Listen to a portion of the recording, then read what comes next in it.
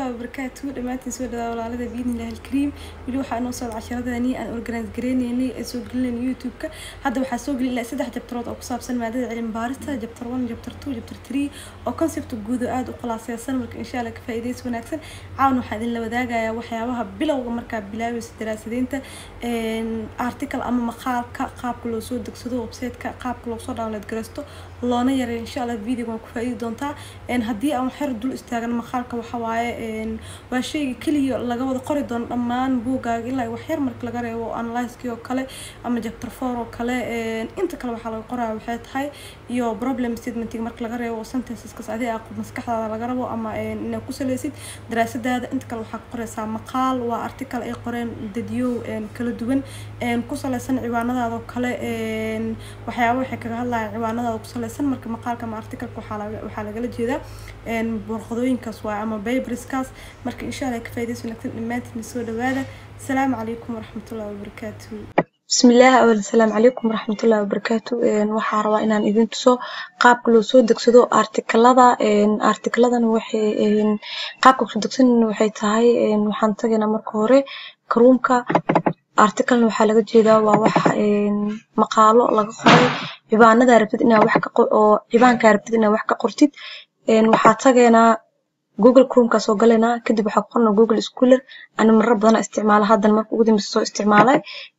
Google Scholar ka aan ku dhufanaya click marka ku sii kadib hadana linkiga u koray ayaan waxa ku siinaya double click kadib waxaan soo baxay qaabkan waxa ku qorana ciwaanka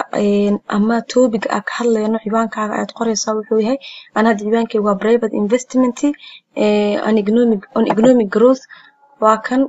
way soo baxay waa ku dhufsanaya kadib markii aan ku dhufto waxa ay soo baxday result ah 3,340,000 result marka waxa sameeynaya halaas wax ma ka dhaxraadsan kari ciwaanadan waxa roo waxa si gaar u saameynayo waxa sameeynaa waxa tagana meesha Google Scholar ku qoran yahay afarta xiriir leh kadib waa ku dhufsanayna waxaan ka dooranaynaa waxa imaanayna advanced research marka soo dooran kadib waxa sameeynaa ciwaankeena sidii ay inta noo yaalo oo koobiyeynaa control C ayaan dhahaynaa kadib intaan imaana control V research ka ayaan taabanayna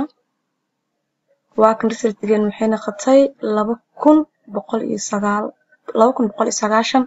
aad iyo aad farq u weyn ayaa hadda u dhaxeeyo waana fahmaysaan qaabka hada u sameeyo waa qaab aad u sahlan article-adan aan ku soo sameeysan karno marka waxa ka hadda garaadsanna article-ada aad noo saameynaya kan hada ugu koreeyo waa ciwaankeena oo inta taagan markaas ayaa ka bilaabayna waxa sameeynayna double click ay meesha PDF ta ku qoran tahay ku siinayna